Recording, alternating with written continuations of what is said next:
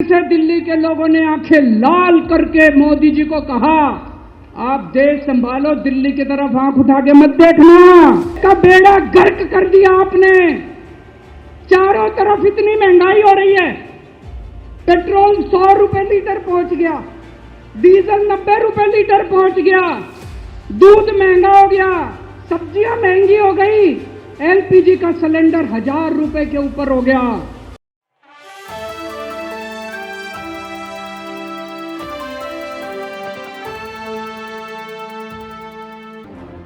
मोदी जी दिल्ली वालों के पीछे क्यों पड़े हैं? दिल्ली वालों के पीछे क्यों पड़े हैं मोदी जी? 2015 में दिल्ली के लोगों ने 7 एमपी की सीट मोदी जी को जिता दी, मोदी जी को प्रधानमंत्री बनाया और मोदी जी को कहा आप देश संभालो। और दिल्ली में 70 में से 3 सीट बीजेपी को दी, 3 सीट, 67 सीट आम आदमी पार्टी को दी। और दिल्ली के लोगों ने कहा केजरीवाल जी आप दिल्ली संभालो। बीजेपी को 3 सीट देने का क्या मतलब? दिल्ली के लोगों ने अपनी आंखें लाल करके मोदी जी की तरफ देखा और बोला आप देश संभालो, खबरदार दिल्ली की तरफ आंख उठा के देखी तो। बोला कि नहीं बोला? 2020 में फिर से दिल्ली के लोगों ने 7 एमपी की सीट मोदी जी को दी, बोले आप देश संभालो। आम आदमी पार्टी को 70 में से 62 सीट दी, बोले केजरीवाल जी आप दिल्ली संभालो। फिर से दिल्ली के लोगों ने आंखें लाल करके मोदी जी को कहा आप देश संभालो, दिल्ली की तरफ आंख उठा के मत देखना। लेकिन प्रधानमंत्री जी से देश तो संभल नहीं रहा, देश का तो बेड़ा गर्क कर दिया। रोज उठते हैं और दिल्ली वालों के काम रोक देते हैं, रोज उठते हैं और दिल्ली वालों के। मैं स्कूल बनवाता हूं, मोदी जी कहते हैं मैं तेरे स्कूल नहीं बनने दूंगा। मैं अस्पताल बनवाता हूं, मोदी जी कहते हैं तेरे अस्पताल नहीं बनने दूंगा। मैं मोहल्ला क्लिनिक बनाता हूं, मेरे मोहल्ला क्लिनिक तोड़वा दिए मोदी जी ने। पिछले साल प्रधानमंत्री जी ने दिल्ली के अस्पतालों में दवाइयां बंद करा दी। मैं सीसीटीवी कैमरे लगवाता हूं, प्रधानमंत्री जी एलजी को कहकर सीसीटीवी कैमरे नहीं लगने देते। पिछले साल मोहल्ला क्लिनिक के अंदर इन्होंने गरीबों के टेस्ट बंद करवा दिए। दोस्तों, मैंने दिल्ली के लोगों के लिए योगा क्लासेस शुरू की, प्रधानमंत्री जी ने योगा क्लासेस बंद करवा दी। प्रधानमंत्री जी से मैं कहना चाहता हूं आप देश संभालो ना, आपसे देश तो संभल नहीं रहा। देश का बेड़ा गर्क कर दिया आपने। चारों तरफ इतनी महंगाई हो रही है, पेट्रोल 100 रुपए लीटर पहुंच गया, डीजल 90 रुपए लीटर पहुंच गया, दूध महंगा हो गया, सब्जियां महंगी हो गई, एलपीजी का सिलेंडर 1000 रुपए के ऊपर हो गया। इनको समझ ही नहीं आ रहा महंगाई कैसे, इनको चौथी पास राजा को समझ ही नहीं आ रहा कि देश कैसे संभाले। कम से कम 20-25 हजार लोग सड़कों पे इस वक्त रामलीला मैदान की तरफ बढ़ रहे हैं। इतनी भारी संख्या में आज लोग यहां आए हैं।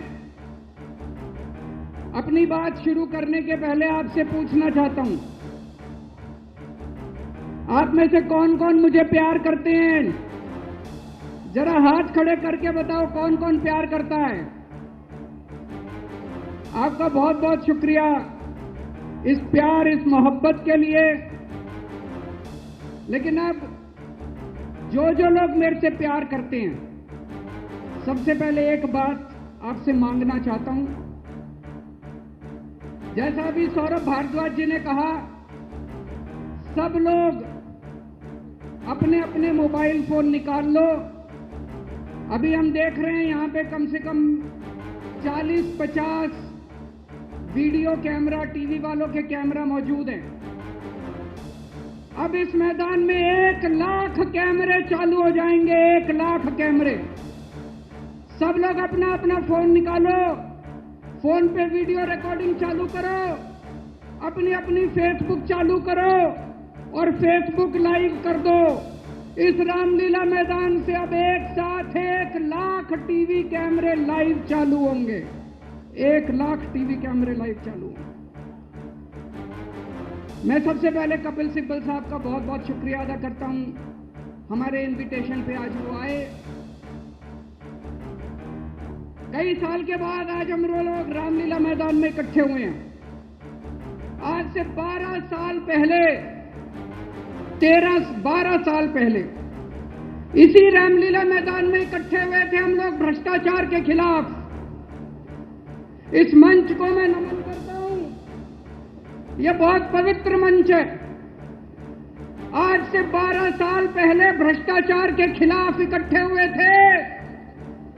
आज इसी मंच से एक अहंकारी तानाशाह को इस देश से हटाने के लिए फिर से इकट्ठे हुए हैं। दोस्तों,